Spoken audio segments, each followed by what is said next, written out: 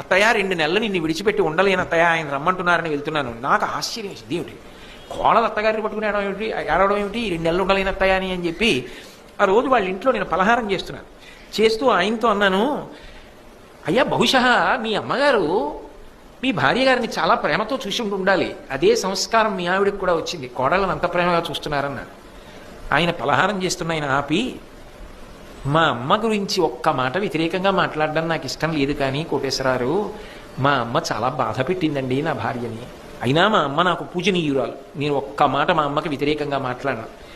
నా భార్య ఎప్పుడూ ఒక మాట అనేది, నా కోడళ్ళు మాత్రం ఇలా బాధపడకూడదు, వాళ్ళని గుండెల్లో పెట్టుకు చూసుకుంటాననేది, అందుకే నా కోడళ్ళని మాత్రం నా భార్య ఒక్క విషయంలో కూడా బాధ పెట్టదండి అన్నాడు. ఆ ఇంట ప్రశాంతత, ఆ ఇంటి వృద్ధి అంతా ఎందువల్ల వచ్చిందంటే తాను కష్టపడినా ఆ కష్టం తన కోడలకి రాకూడదని ఆలోచించిన అత్తగారి పెద్ద మనసు. అక్కడే